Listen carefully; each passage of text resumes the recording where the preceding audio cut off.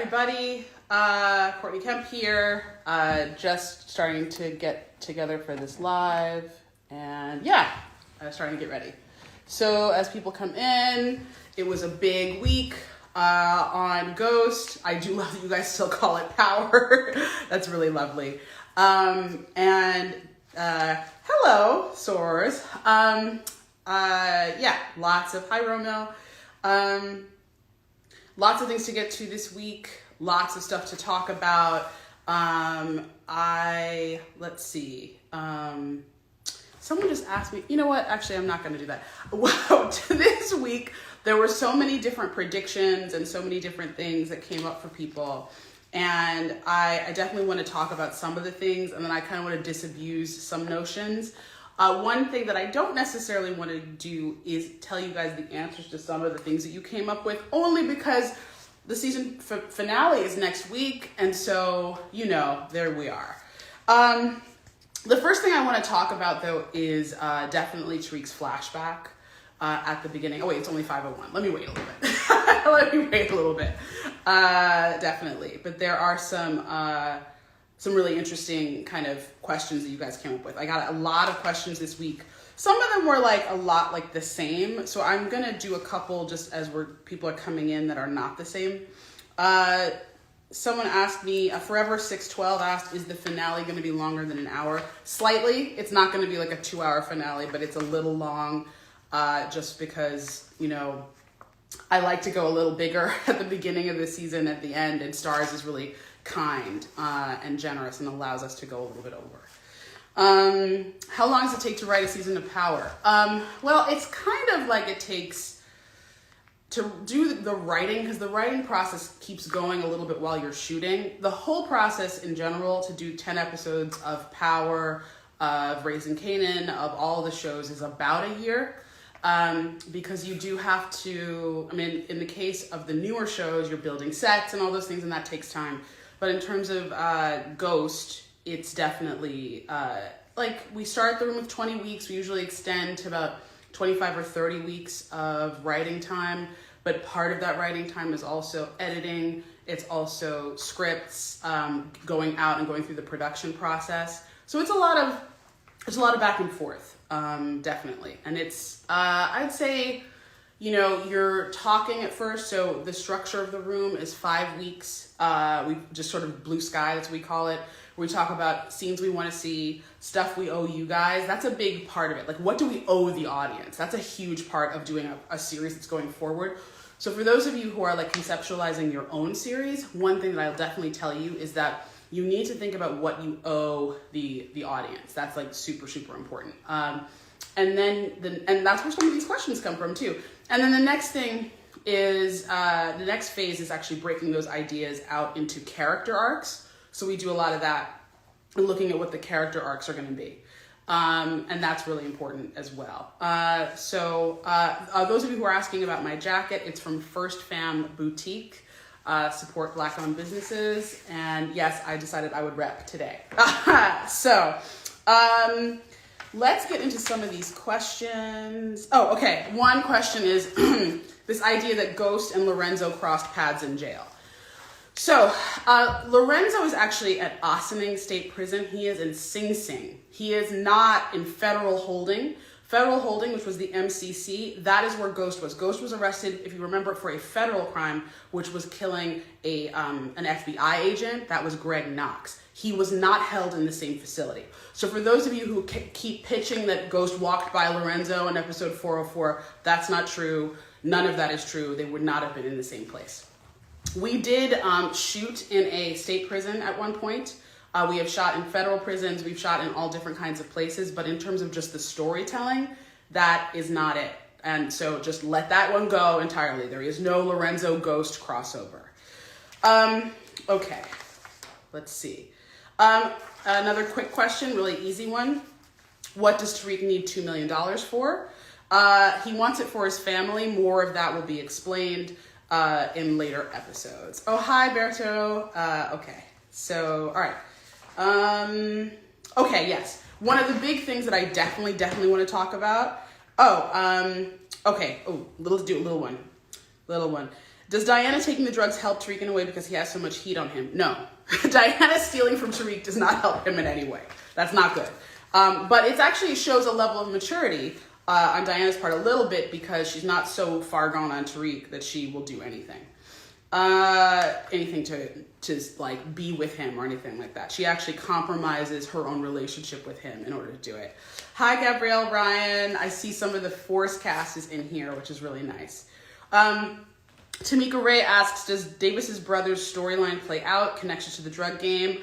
More of that will be in season 3. Hopefully, we're looking toward that. Prince Rock 803. Why is Trace a stuck-up rich white boy? And will Brayden kill him? Well, why is Trace Trace? I mean, Trace is Trace. Like that. He is who he is. But someone else asked a good question. Why did he not stitch until now? And I think this is really important. So Kane threatens him. And so does Brayden. Brayden is like, do not do that. And then Tariq threatens him. If you remember, there's a number of times where Trace runs his mouth, and those 3 people are like, you're not going to do anything. But in the context of his parents' townhouse with his lawyer, in a situation where he feels comfortable, and again, we are talking about privilege, he doesn't understand what's on deck. He doesn't understand what he's doing when he's saying he's going to snitch on Kane Tejada. He doesn't get it. It's Brayden who actually gets it in that moment. He understands what Trace is doing, and that he is actually signing his own death warrant by offering to snitch. By the way, Jenny also knows that Trace is signing his own death warrant. So when she comes back and she says to Brayden, your brother won't have to testify if you turn on Kane, that's a really important question. Okay, so, all right. Are Lorenzo and Ghost related in some way? No. I'm going to wait a full beat. I didn't actually freeze. No, Lorenzo and Ghost are not related. Okay, next. Why is Effie hated on so much when all she done is, this is Prince Rock 803 again. All she did is protect Tariq, unlike Diana and Lauren. So let's talk about Effie for a second. I think there's a lot of stuff that we should talk about in terms of Effie. So the intention with the Effie storyline, and I do think it's very interesting about how all of you guys, or a lot of you, not all of you, a lot of you do understand that Effie is making a double move and that she's conflicted. And I had a great question in here, and here we go. I can tell you who it was. Trina Glenn 67. What was Effie's motivation to go to Kane about Lauren? Jealousy, or was she looking at a bigger picture? I think this is really, really great, because this is actually true. Effie is doing both. But in terms of Effie's character development, which a lot of you guys were asking for, a lot of you guys were looking for backstory for Effie and character development for Effie and more time for Effie, and something that Alex Lepre does really well. Effie's conflicted. Effie does not want to be that girl. She doesn't want to play herself at all. She wants to be the person who can move and stick and move and do whatever she wants. What's best for the whole team is that Lauren goes down. Lauren is a snitch from Effie's point of view. I don't know that's even really like a question. Lauren wore a wire. She got Kane and Brayden on the wire. Tariq knows about it and he's not going to do anything. And in fact, what he's saying is, you don't understand her. You don't get her. And Effie's like, what's there to get? She wore a wire on you and she was your girlfriend. So Effie's point of view, I think, is pretty clean. It's pretty clear. You know what I mean? But why is Effie motivated to do that? There are some feelings there. And every time Tariq talks about Lauren, and you see that in that performance that Michael Rainey is giving, where he's showing he has real feelings for that girl. He really, really wants her to survive. Now, what Effie can't see, she can't see that those feelings are also about having to lose Tasha, having to lose Yasmin, having to lose all these people in his life because of what's happened to him. So she's not seeing all of that, but she is feeling that jealousy. So it's kind of a dual motivation. It's the right thing to do, but perhaps the wrong reason.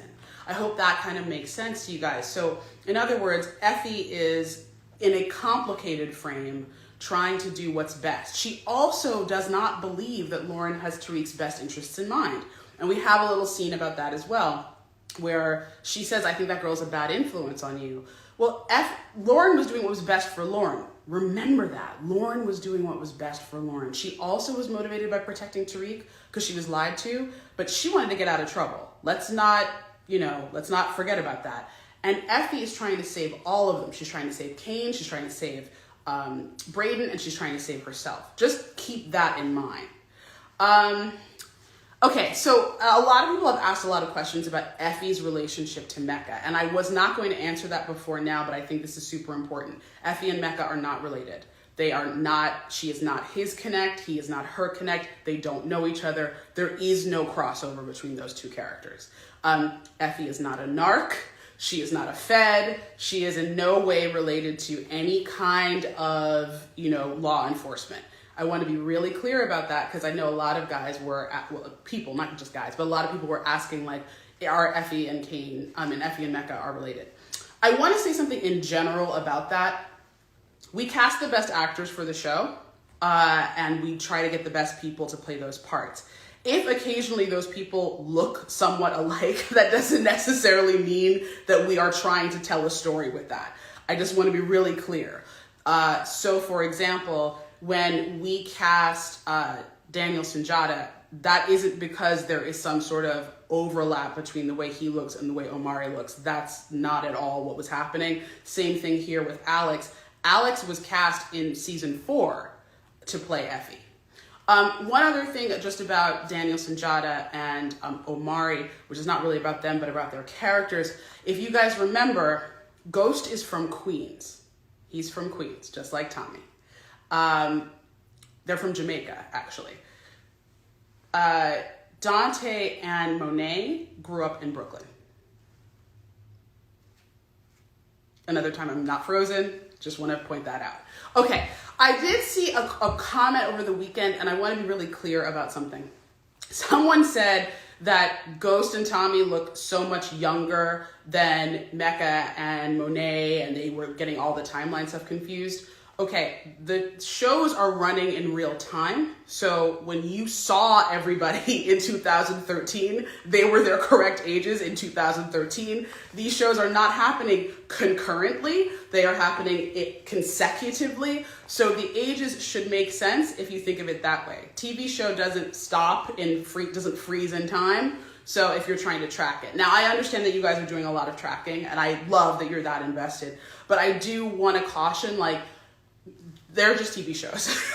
So at some level, it's fun and I love it and I really appreciate you guys. And it's so great that you're all here to talk about this stuff. But I do want to be really clear that not only are the timelines consecutive, but the ages of the actors in real life and the ages of the characters have nothing to do with each other. Okay, so Tommy and Ghost are 35 when we start Power. Okay, they're 35 years old. That has nothing to do with Joseph's real age, Omari's real age, all of that stuff. Please, don't do that. Don't waste your time with all that. It's just literally just the timeline. Now, the timeline that does not work, and I will completely swear to this, this is the thing. We could not age Tariq and Raina in real time. There are a lot of reasons that we couldn't do that. So if you're trying to kind of track Michael Rainey's age, don't do that either. We had to tell the story where he is in his adulthood. So this is why we're kind of keeping Tariq's age and Michael Rainey's age close. They're not the same, but it's close. Okay, great. Jay Carey asked, why didn't Effie change her clothes if she killed Lauren? Effie does not live in New York. Effie actually lives in New Haven. Effie wasn't supposed to be gone that long, so she had to come back and be with Tariq because that's what he's expecting her to do. She can't just go AWOL. That's a really important point, but I like that you guys are asking those questions, but the reality is none of these kids is Ghost. If you are expecting these kids to be able to do these things like professionals, they're not. They're trying to learn it and figure out. The reason that Effie showed up and followed Brayden is because she didn't believe that Brayden was going to go through with killing Lauren. Now, why is that? Because he's a kid. He's a kid just like her. She's doing things that are coming out of, like I said, dual motivations and all those feelings, but she's acting and reacting. She's not planning really coolly and simply the way that you would see other people. And I want to make it really clear, we do have strategists on this show. Tariq is a strategist. Even he doesn't always do things perfectly, but that isn't to say that always Effie and Brayden and all those people are going to make the right decisions or what we would want them to do. A friend of mine is always saying, why do your characters act like that? And the reason is, And I'll tell you guys, if they did everything perfectly, there would be no TV show. Okay, if everyone did everything right, there's no TV show, there's no conflict. I'll give you an example. Should Diana have run her mouth in episode 8? No, but then you don't get to watch her run her mouth. So it is what it is. Okay, so, okay. Did Effie drop out of school? No, she did not drop out of school. She's still doing her work. Okay, let's see. Okay. Oh, wait, hold on. The Elizabethan era said something that I thought was really smart. You guys do a lot of really smart questions. There are a ton of really smart questions on here. I'm not going to lie. But Lorenzo was upset that Drew chose revenge over business. I doubt he sent those hitters after Monet. This is a smart observation. I'm not going to confirm anything, but I am going to say that I do think that that's just, that's a smart observation. Hold on one second.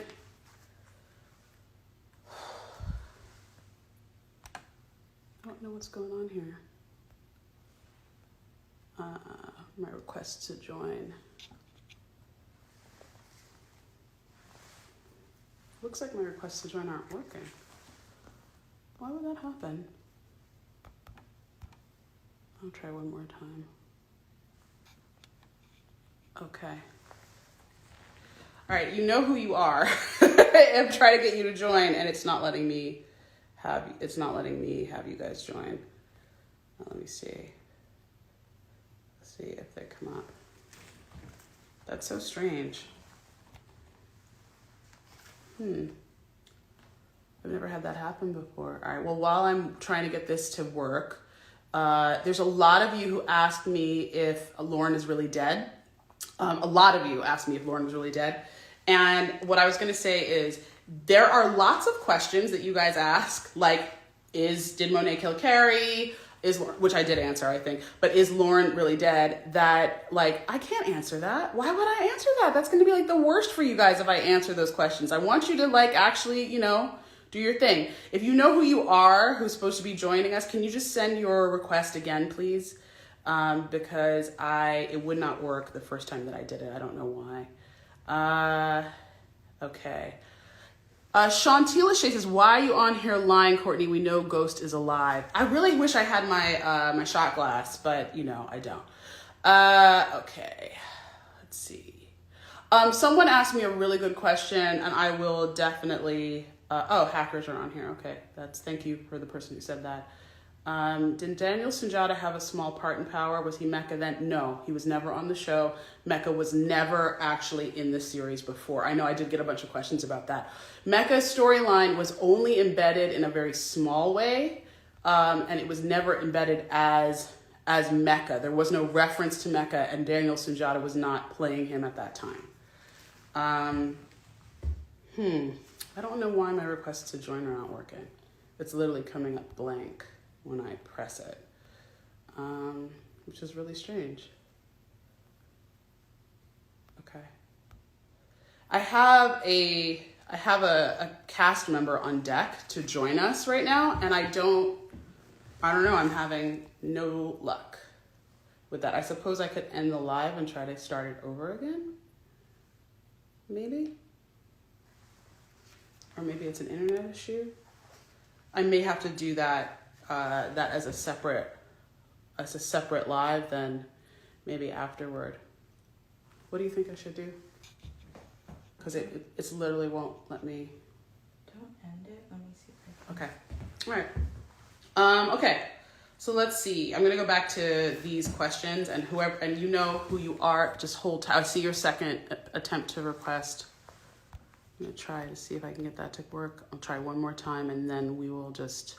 I have no idea why that's happening, which is really annoying because this is like a really fun special guest for you guys. I'm so annoyed. But for whatever reason, it's like there's so many of you sending in viewer requests that I like literally can't. I don't know why my IG is acting up, but it's definitely acting up. And I'm getting nothing on requests to join. Okay. All right, I'm gonna keep answering questions. Okay. Let's see if there is. Oh, those of you who are saying clicking their name, Toya, I see you helping me. It won't even pull up names. It just gives me like blank. It just gives me blank. It won't even like literally, I can't even get anything. It's so strange. The rest of it is working. All right. I am not actually going to keep trying. I'm going to just go through the live and see if I can get that a little bit later. And see if I can do like a second thing because it's just not working. All right. Okay. Next question. I'm seeing if there's any questions that you guys have. Okay. Is Power coming to LA? No. We are not planning to do a Los Angeles version. We were going to, and then the Tommy version ended up with being in Chicago. Okay, yeah. Let's see. All right, no hot questions. Okay, so let's see. Some official vibes. Is Tariq going to find out about Tasha and Sean back in the day? Wow, great question. I will send that forward for season 3. That's not something we were planning for season 2. Okay, so there's a lot of questions about Ghost saying that he had a Spanish brother who was in the military. I have no idea what you're talking about. I literally have no idea what that was. Like, literally. Also, just to say it, the mecha character is not Spanish. He's not Latino. The Daniel Sunjata is mixed. He's biracial. He's black and white. And so is the character. Thank all of you guys who are telling me how to have somebody join my live and saying click their name. I totally get it. The name's not coming up. It's not, it's like literally doing that. I think what I'm going to do is I'm going to close this live and I'm going to try to see if I can get the person to join with that. If it doesn't work, it doesn't work.